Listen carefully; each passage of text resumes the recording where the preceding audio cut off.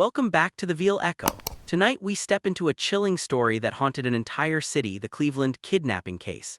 As we begin, imagine the streets of Cleveland at night. From above, the city looks calm, the glowing streetlights painting a peaceful scene. But in the shadows, something sinister was unfolding, hidden from the eyes of neighbors and authorities alike.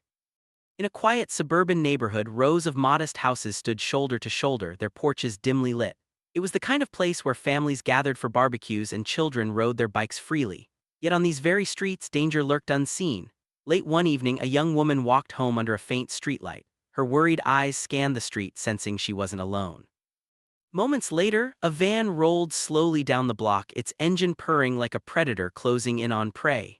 Behind the wheel sat a man whose intentions were anything but ordinary. He watched, waited, and chose his moment. For the women who crossed his path, this encounter would become the beginning of years lost in darkness. Behind the walls of his ordinary-looking home was a door that led to a place few could imagine. Locked tight, hidden from view, the basement became a world of terror. A single light bulb flickered overhead, casting shadows across chains fastened to the walls. The air was heavy, the silence only broken by the faint hum of an old, broken radio. Inside this underground prison, windows were boarded up and mattresses lay discarded on the floor. This wasn't just a basement, it was a trap, carefully crafted to erase hope. Victims peered through tiny cracks in the door, their eyes filled with despair, knowing the world continued outside, yet unable to reach it.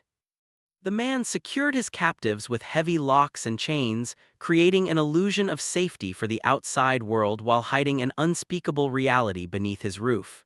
Each stair leading down into the basement was a descent into horror, a place where freedom was a distant memory. But beyond the physical prison, the true torment was psychological. The women lived each day in fear, unsure if help would ever come. They were like birds trapped in cages, their wings clipped, their voices silenced. For years, their families searched tirelessly, clinging to hope as missing person posters multiplied across the city. As detectives pinned faces to investigation boards, drawing lines between clues, the city buzzed with news reports of missing girls. Families gathered at candlelight vigils, their tears illuminated by the flickering flames, refusing to let their loved ones be forgotten. The pain stretched across the community, yet the house that held the answers remained untouched, hiding its secrets in plain sight. The shadows of Cleveland had swallowed these women whole, leaving only questions, rumors, and heartbreak. But deep in that basement, even in the darkest of nights, a faint light of hope remained. The first chapter of this haunting story is a reminder. Evil often hides where we least expect it, waiting for the right moment to strike. The story of the Cleveland kidnappings deepens inside the walls of an unassuming suburban house, a house that looked ordinary to neighbors, but concealed a nightmare within. Behind its locked doors, the basement had become a world of fear, secrecy, and unimaginable endurance. Inside, the air was heavy with despair. A faint bulb swung from the ceiling, casting long, trembling shadows across cracked walls. In the corner sat a broken radio, silent and lifeless, as if mocking the silence forced upon its captives. A thin mattress lay on the cold floor with boarded windows that shut out any glimpse of freedom. This was not just a room, it was a prison carefully designed to erase hope, to break the spirit of those trapped inside. In that suffocating darkness, every sound mattered, the footsteps creaking above, the rattling of heavy locks and chains being secured again and again. To the captives, each noise meant the presence of their captor, the man who had stolen their freedom. He controlled every hour of their lives, ensuring that even a glance outside was nearly impossible. For them, days turned into years, time slipping away in silence. Yet even within the walls of this house of horrors, fragments of hope persisted. Through the smallest of cracks in the door, one could glimpse the world beyond, a world so close yet unreachable. Eyes pressed against rusty bars, searching for light, searching for something to cling to. The sight of sunlight piercing through a tiny window became a symbol, a reminder that freedom still existed somewhere beyond those walls. Meanwhile, outside the secret prison, the city was alive with pain and determination. Families refused to give up. Candlelight vigils lit up the nights, communities gathered in solidarity, and detectives built investigation boards filled with photographs, missing posters, and red string connecting every possible clue. The faces of the missing stared back from walls, pinned beside evidence that felt both vital and frustratingly incomplete. News broadcasts echoed through Cleveland's homes, their headlines reminding everyone of the girls who had vanished. The community's heart ached as families stood together, tears in their eyes, clutching photos of their daughters and sisters, begging for their safe return. For them, every day without answers was another day in torment. Back inside, survival became a battle of willpower. The women endured in silence, finding strength in one another even when chained and locked away. Every attempt to break free, every desperate pull against rusty metal was an act of defiance.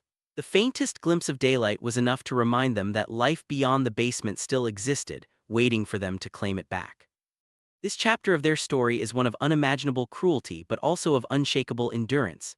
It reminds us that even in the deepest shadows, the human spirit clings to hope, refusing to let darkness win. For the women inside the House of Horrors, freedom was not yet in their grasp, but the fight to survive burned brighter with every passing day. The silence of the Cleveland House of Horrors would not last forever.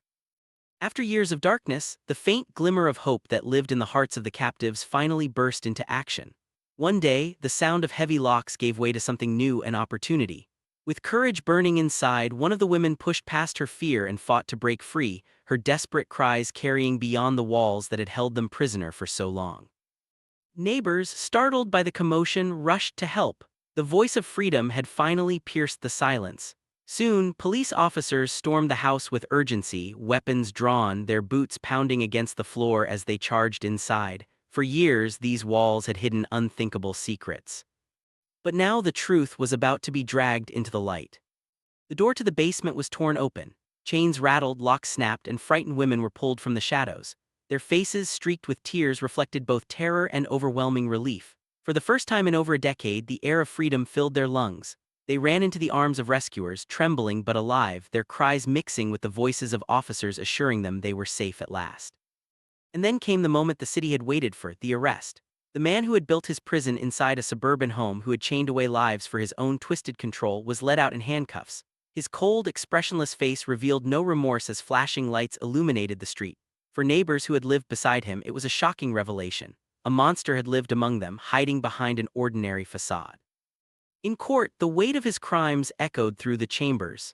Families of the victims stared him down as the judge's gavel struck, delivering a sentence that ensured justice would not be denied. This was not just about punishment, it was about giving a voice back to the silenced, about ensuring the horrors inflicted would never be forgotten. But the true heart of this story does not lie in the man who committed the crimes. It lies in the three women who endured unspeakable suffering yet never surrendered to despair. Standing side by side in the sunlight, holding hands tightly, they embodied survival itself. The weight of the past was heavy, but the strength in their eyes was unbreakable. As the clouds parted, rays of light fell upon them, symbols of renewal, of resilience, of life reclaimed. Though their scars would never fully fade, their story became one of hope, proof that even in the darkest of places, the will to survive can never be extinguished. The Cleveland Kidnapping Case is more than a crime story. It is a story of unimaginable cruelty, relentless hope, and the courage to endure until freedom finally arrives. And above all, it is a reminder that evil may lurk in the most ordinary places, but it can never overcome the unbreakable